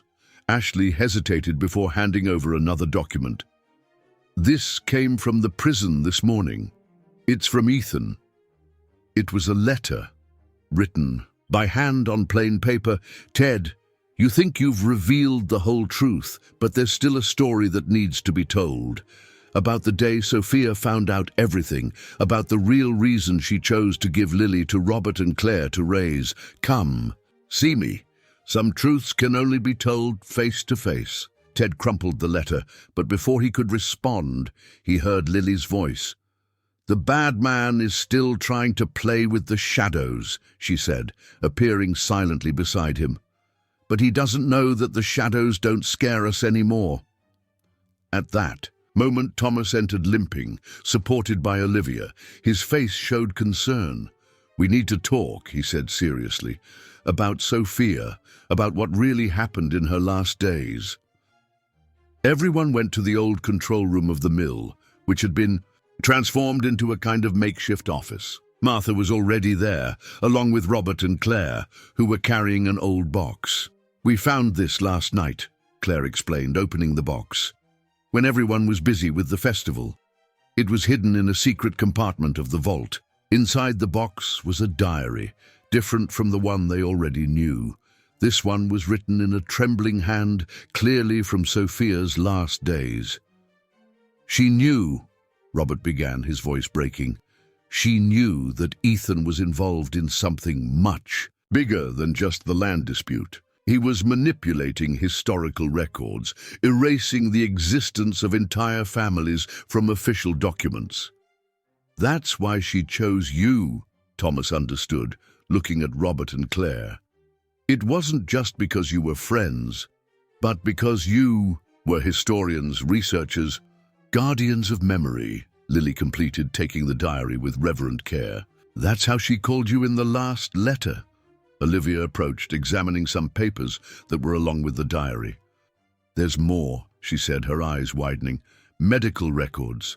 Sophia wasn't just sick, she was poisoned.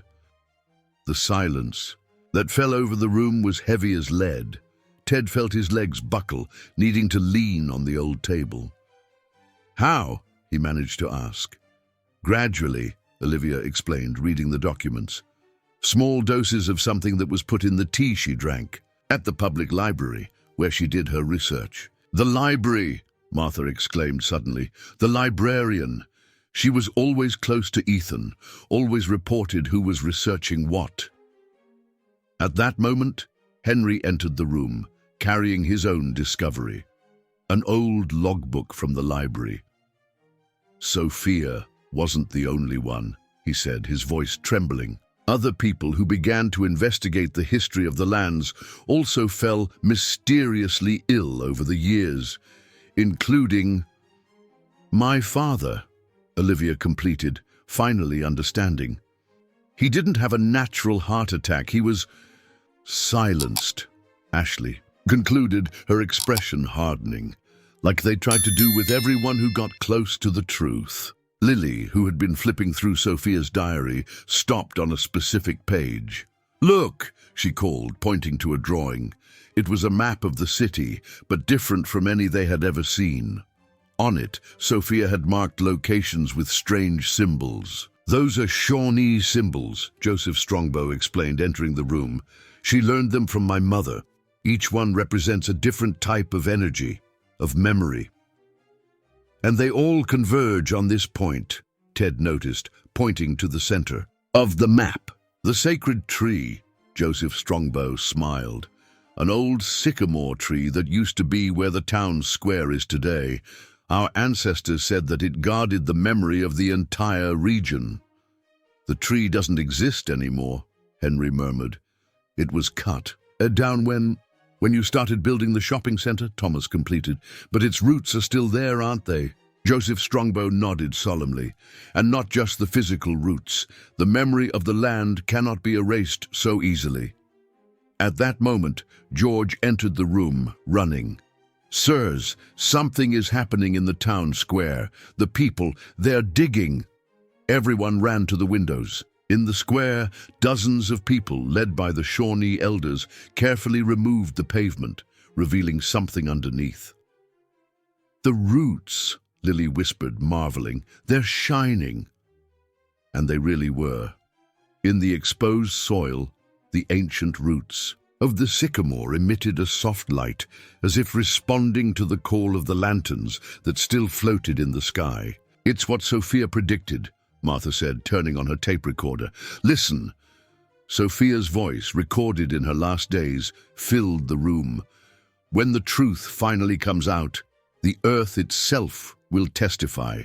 The roots of the old tree hold more than memories.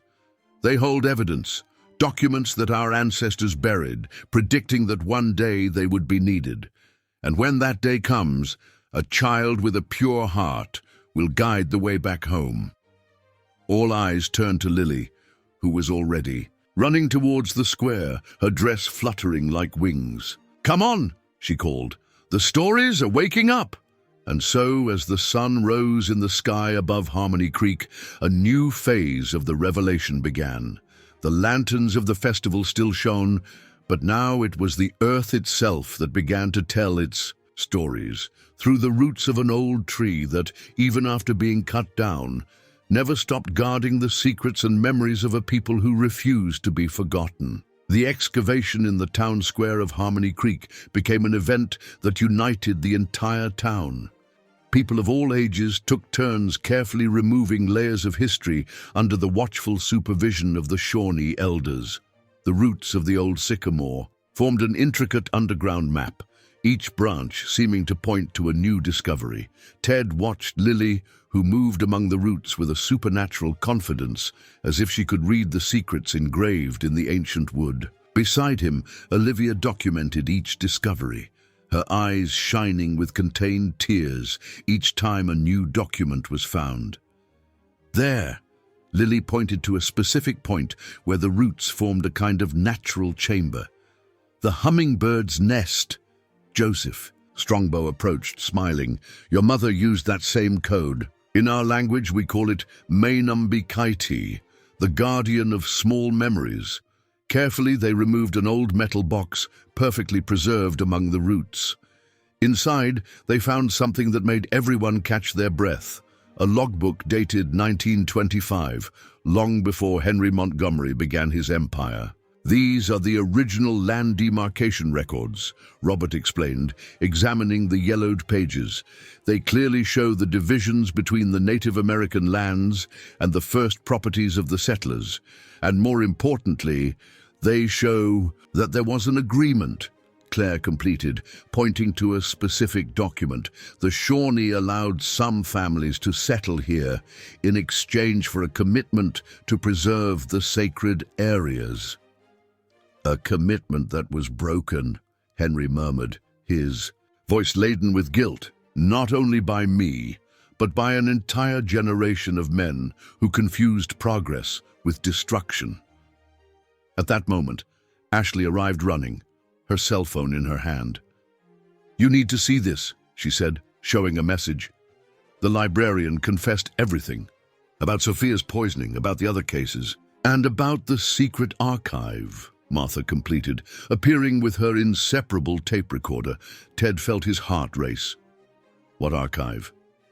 "A complete record of all the manipulations, all the threats, all the accidents," Martha replied, her voice trembling. "Ethan kept everything like a morbid kind of trophy." "And not only that," Thomas added, limping to them with an envelope in his hand. "Sophia discovered the archive before she got sick. That's why she started leaving clues in the form of children's stories for Lily. She knew she needed to create a path that even Ethan couldn't discover. A path that only a child could follow," Lily said softly, her fingers tracing the patterns on the roots. "Because children still know how to talk to trees." As if responding to the girl's words, a new glow emanated from the roots, revealing another hidden cavity. This time, what they found was even more surprising. Dozens of cassette tapes, carefully wrapped in traditional Shawnee fabric. "The voices of the elders," Joseph Strongbow explained, emotional. "Recordings made by our grandparents, telling the true history of this land. Sophia found them and helped to hide them here, protected by the energy of the sacred tree." Martha immediately connected one of the tapes in her old recorder. The voice that filled the square was ancient and wise, speaking in Shawnee with translation. In English, "For those who find these words in the future, the land doesn't belong to anyone, we belong to it. Each tree is a library, each river a story, each mountain a memory. What you call property, we call responsibility." Silent tears streamed down Augusto's face as he listened. Ted had never seen his father so vulnerable, so human. Sophia understood. "This," Thomas said softly, "that's why she chose this place to keep the evidence. It wasn't just about exposing the truth, it was about reconnecting people with the land." At that moment, something extraordinary happened. The lanterns that still floated in the sky since the festival began to descend slowly, as if called by the energy of the roots. One by one, they landed around the excavation, forming a circle of light. "The cycle is completing," Joseph Strongbow smiled. "The stories of the sky meeting the stories of the earth." Lily, who had been unusually quiet, suddenly gave a small cry of surprise. Among the roots, her fingers found something that shone, an old locket. "It's hers!" the girl exclaimed. "Mom Sophia's locket." Claire examined the jewel carefully. Inside, there was a tiny photograph, Sophia pregnant, smiling next to a young man in front of the public library. "Lily's father," Robert whispered. "He was a librarian before discovering the truth and being forced to flee." Olivia completed, connecting more pieces of the puzzle. "Sophia didn't give Lily to you just to protect her. She chose you because she knew you would continue the work that her father started." A murmur of understanding ran through the crowd that now surrounded the excavation. The lanterns flickered softly, projecting dancing shadows on the emotional faces. "But there's one more thing," Lily said, her voice carrying that ancient wisdom that everyone had already learned to respect. "Mom Sophia didn't just want to tell the truth, she wanted to create a new beginning." The girl knelt between the roots and began to sing softly a melody in Shawnee that no one knew she knew. It was an ancient song, a call for the healing of the land and the people. And as her childish voice rose in the morning air, something extraordinary began to happen. Small green shoots began to emerge between the exposed roots of the old sycamore. The sacred tree, which everyone thought was dead, was being reborn. "It's a sign," Joseph Strongbow declared, his voice thick with emotion. "The prophecy has been fulfilled. The truth has come out, and with it, the possibility of a new beginning." Ted looked at his brother Thomas, at his father Henry, at Lily, his niece who was also his guide. At that moment, he fully understood what Sophia had planned. It wasn't just about exposing the past, but about creating a future where all the stories could coexist, where the truth could finally take root and flourish. And as the sun rose higher, in the sky above Harmony Creek, the lanterns of the festival continued their silent dance around the excavation, as guardians of a new era that was just beginning. A month had passed since the discoveries in the town square of Harmony Creek. The old sycamore, which everyone believed lost forever, now proudly displayed its new shoots, growing among the exposed roots as a living symbol of renewal. The square had been transformed into an open-air memorial where the discovered stories were shared daily. At the old textile mill, now officially transformed into the Sophia Montgomery Cultural Center, Ted organized the last documents that would be exhibited at the inauguration. Beside him, Olivia adjusted newly restored photographs on the wall. "I still wonder if she knew," Olivia commented softly, arranging a photo where Sophia appeared smiling in front of the library. "If she imagined that all this would happen exactly as she planned." "She knew," Lily's voice replied from the door. The girl carried the old crystal necklace, which now shone with a renewed glow.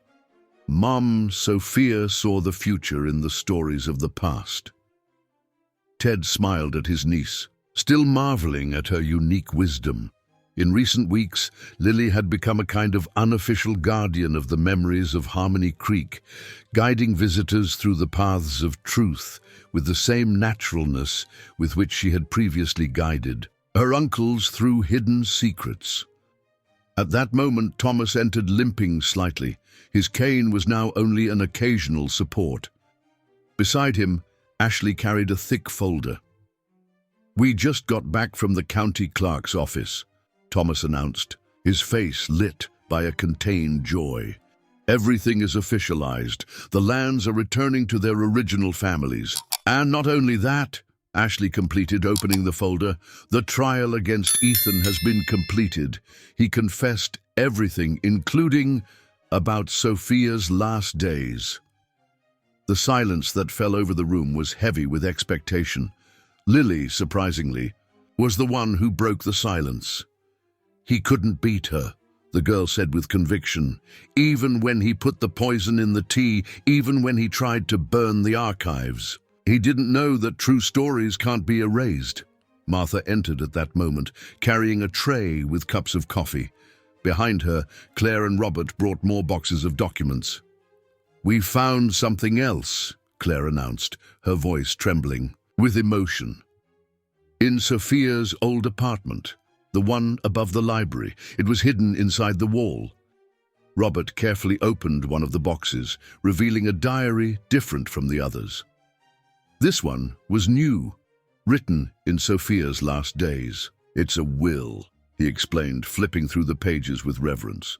"Not a legal will, but a will of memories. She recorded everything, each name, each story, each injustice that she discovered, and more importantly, she left a map," Henry completed, entering silently into the room. The former patriarch of the Montgomerys was different, thinner, humbler, carrying the weight of his revelations with a newfound dignity. "Not just a map of places," he continued, approaching Lily, "but a map of hearts, of how to reconnect people with their stories, their roots." Joseph Strongbow, who had arrived unnoticed, smiled softly. "That's why she chose this place to be the center of everything. The mill wasn't just a symbol of what was taken from us, it was also a meeting point where different worlds mixed." "Like coffee," Lily said suddenly, taking a cup from Martha's tray. "Coffee is part of everyone's life here. It's something that unites people, that makes them share stories." Everyone looked surprised at the wisdom contained in the girl's simple words. At that moment, the first visitors began to arrive for the inauguration of the cultural center. They were families of all types, descendants of the Shawnee, former mill workers, people who had lost their lands and were now recovering them. Each brought something, a photo, a document, a memory to share. "That's how it should be," Ted murmured, observing the activity. "It's not about erasing the past, but about learning from it, about creating something new from the ruins of the old." Olivia took his hand discreetly, interlacing her fingers with his. In recent weeks, their relationship had blossomed quietly, nurtured by the journey they shared. "Sophia knew that this day would come," she said softly. "That's why she made sure that Lily grew up protected by so many different types of love. The love of Robert and Claire, the love of Thomas on the streets, and now, the love of all of us," Lily completed, hugging both of them. At that moment, something extraordinary happened. Through the restored skylights of the mill, a ray of sunlight struck the crystals of Sophia's necklace, creating a rainbow that danced across the walls. The exposed photographs seemed to come to life under that special light, as if each person portrayed were present, witnessing that moment of healing. "It's time," Joseph Strongbow announced, his voice solemn, "to perform the renaming ritual."